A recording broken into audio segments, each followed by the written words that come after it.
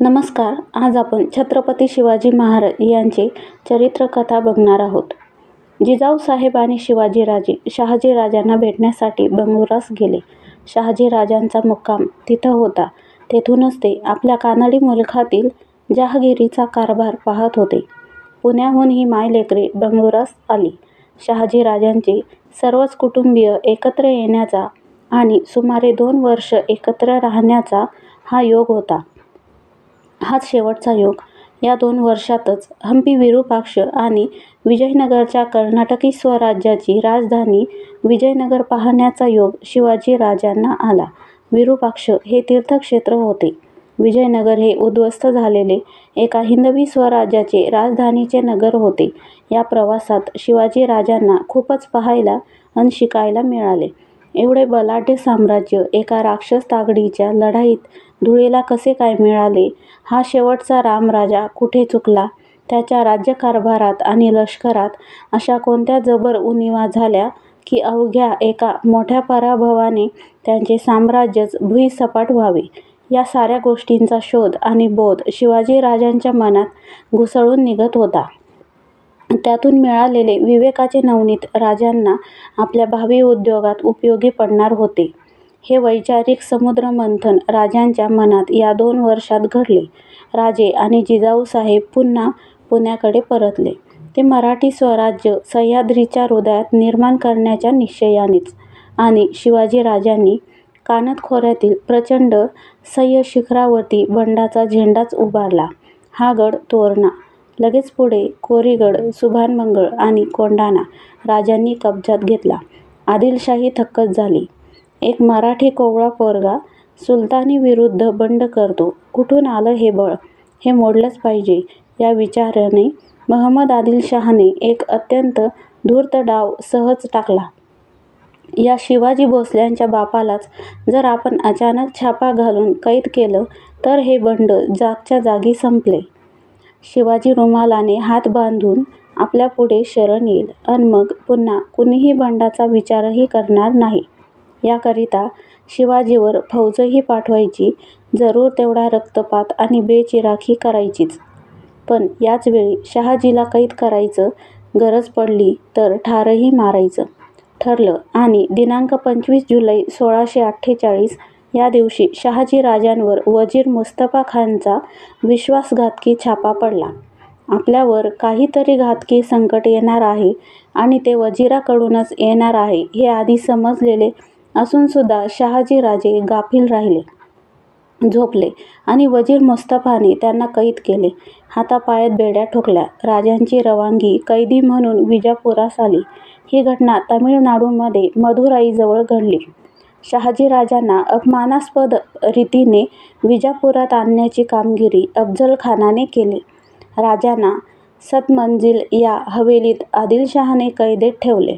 या बातम्या पसरायच्या आतच आदिलशहाने पुण्याकडे मोठी फौज दिमतीला देऊन फत्तेखान या सरदारास रवानगी केले.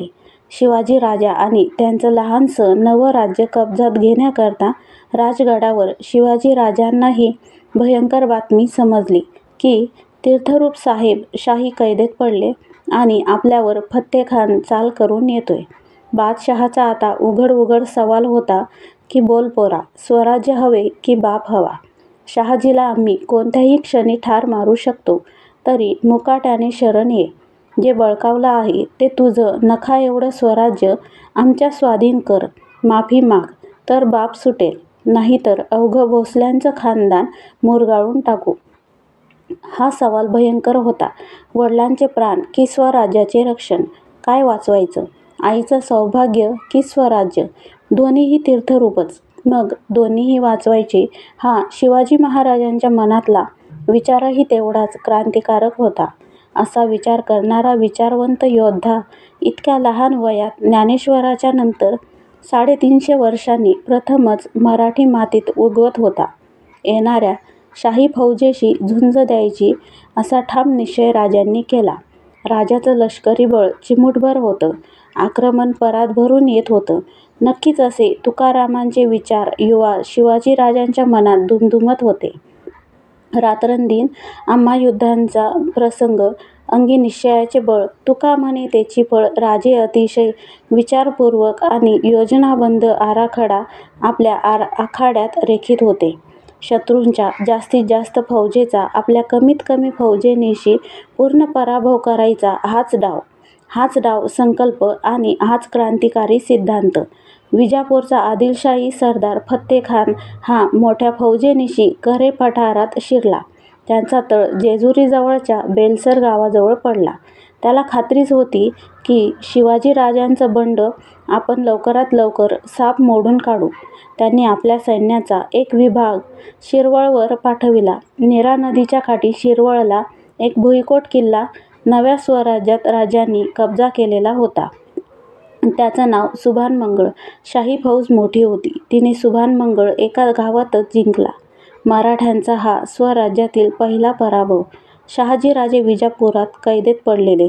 कोणत्याही क्षणी बादशहा शहाजीराजांना ठार मारू शकतो अशी परिस्थिती. पूर्वी असे सगळ्याच बादशहांनी अनेक लोक मारून टाकल्याच्या आठवणी ताज्या होत्या. कोणाचाही पाठिंबा नाही. अशा परिस्थितीत शिवाजीराजांची आणि जिजाऊसाहेबांची मनस्थिती कशी झाली असेल? लक्षात येते ती एकच गोष्ट की इतक्या भयंकर आणि भीषण मृत्यूचे तांडव दिसत असूनही ही मायलेकरं थोडीसुद्धा कचरली नाहीत. त्यांचा आत्मविश्वास जबर होता. राजे राजगडावर आपला डाव आखीत होते. त्यांनी फार तर 1000भर मावळी सैन्यानिशी पुरंदरचा किल्ला गाठला. तो दिवस होता 8 ऑगस्ट 1648. पावसाचे दिवस. निरेला पाणी. पुरंदरपासून अवघ्या 12 किलोमीटरवर ईशान्येला बेलसर गावाजवळ फत्तेखानाची छावणी होती. याच पुरंदरच्या दक्षिणेला 10 किलोमीटरवर सुभानमंगळ होता. हा किल्ला अगदी नुकताच काल परवा एवढ्यात फत्तेखानी सैन्याने जिंकून घेतला होता. त्यावर आदिलशाही निशाण लागले होते. शिवाजीराजांनी रात्रीच्या काळोखात बेलसरजवळच्या शाही छावणीवर अचानक छापा घालण्याचा आणि शिरवळच्या सुभानमंगळावरही हल्ला करून तो किल्ला जिंकून घेण्याचा डाव आखला. प्रथम हल्ला सुभानमंगळावर. कावजी मल्हार या सरदाराबरोबर थोडं सैन्य देऊन त्याला पुरंदरावरून थेट शिरवळवर राजांनी सोडलं. या पावसाळ्यात कावजी वाटेत आडवी येणारी नीरा नदी ओलांडून सुभानमंगळवर हल्ला चढविणार होता. नदीला पूल नव्हता. नावा नव्हत्या. पोहूनच दक्षिण तीरावर जायचे होते. गेले. सुसरीसारखे मराठे गेले. किल्ला बेसावध होता. नवे निर्धास्त होता. कावजीने या किल्ल्यावर मावळ्यानिशी हल्ला चढविला. ते तटावर चढले. घुसले. प्रतिकार होत होता. पण मराठ्यांचा जोश आणि उग्र निर्धार किल्ल्यावरच तुटून पडला होता. युद्ध पेटले. हल्लकल्लोळ उसळला. मराठ्यांचा मारा भयानक होता. युद्धात शाही किल्लेदाराचं कावजी मल्हारने कापून काढला. आदिलशाही फौजेशी अक्षरशः दाणादाण उडाली. मध्यरात्रीच्या अंधारात मराठ्यांनी प्रचंड विजय मिळवला. पुन्हा भगवा झेंडा सुभानमंगळावर फडकला. आधी झालेल्या पराभवानं खचून न जाता मावळ्यांनी शत्रूवर आग पाखडली. अचानक केलेल्या हल्ल्याचा हा परिणाम. किल्ला मिळाला. कावजी मल्हार किल्ल्याचा बंदोबस्त करून पुन्हा पुरंदरावर आला. सारं मराठी सैन्य या विजयानं अधिकच पेटून उठलं. शिवाजीराजांनी पुढच्याच मध्यरात्री बेलसरवर अशाच थोड्याशा मावळ्यानिशी लपत-छपत जाऊन एकदम हल्ला चढविला. यावेळी भगवा झेंडा एका मावळी तुकडीबरोबर होता. योजनेप्रमाणे राजांनी या मावळी तुकडीला हुकूम दिला होता की तुम्ही ऐन लढाईत घुसू नका. आम्ही गनिमावर हल्ला करतो. अजूनही फत्तेखानाचं सैन्य जे आहे ते आपल्यापेक्षा जास्तच आहे. जमेल तसा आम्ही त्यांचा फडशा पाडतो. पण छावणीत झोपलेले शाही हशम जर आमच्यावर मोठ्या बळानं चालून आले तर आम्ही माघार घेऊ. तुमच्या झेंड्याच्या तुकडीच्या रोखाने येऊ. आपण सारेच पुन्हा पुरंदरवर पोहोचू. हे छापेबाजीचं म्हणजेच गनिमी काव्याचं तंत्र कायम विजय मिळेपर्यंत चालूच राहणार होतं. राजांनी बेलसरच्या छावणीवर या योजनेप्रमाणे एकदम छापा घातला. कापाकापी एकच कार्यक्रम अत्यंत वेगानं मावळ्यांनी सुरू केला. शाही छावणीत गोंधळ उडाला. फत्तेखान जातीनं उठून मराठ्यांवर तुटून पडला. मराठी ठरल्याप्रमाणे माघार घेऊ लागले. हा पराभव नव्हेच, ही युद्धपद्धती होती. गनिमी काव्याचं युद्ध एकाच लढाईत संपत नसतं. ते विजय मिळेपर्यंत महिनोन्महिने सुद्धा चालूच राहतं. मराठी फौजा माघार घेत दौडीत सुटली. काही मराठेही युद्धात पडले. मराठे परत फिरले. पण दुसऱ्या बाजूनं भगव्या झेंड्याची मराठी तुकडी उत्साहाच्या भरात शाही छावणीवर तुटून पडली. ही तुकडी नेमकी शाही सैनिकांच्या तडाख्यात सापडली. खुद्द झेंडेवाल्यावरच घाव पडला. त्याच्या हातातील भगवा झेंडा कोसळण्याचा क्षण आला. झेंडा पडणार नाही, कारण तेवढ्यात याच तुकडीतल्या बाजी कान्होजी जेधे या तरुण पोरानं एकदम पुढे सरसावून तो पडत असलेला झेंडा स्वतःच पकडला. बाकीचे मावळे लढतच होते. बाजी जेध्यानं त्यांना माघार घेण्याचा इशारा देत लढाई चालूच ठेवली होती.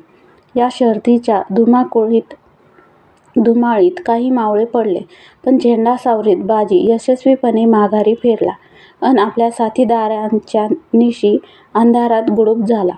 ही झेंड्याची तुकडी रक्ताळली होती, पण झेंडा हातचा न जाऊ देता पुरंदर किल्ल्यावर दाखल झाली. अपेक्षेप्रमाणे हा हल्ला राजांना चांगला जमला होता. झेंडा जात होता, तोही परत आलेला पाहून राजे हर्षावले, फत्ते झाले. राजांनी बाजी जेध्यांचं शाबासकी गरजून कौतुक केलं. त्यांनी तिथेच त्यांचा उल्लेख सर्जाराव असा केला. हीच बाजी जेध्यांची पदवी ठरली. आता खासा फत्तेखान तुडवून काढण्याचा राजांचा निर्धार दसपटीनं वाढला. आत्मविश्वास वाढला. पुरंदर किल्ला मराठी युद्धघोषणांनी दणाणत होता.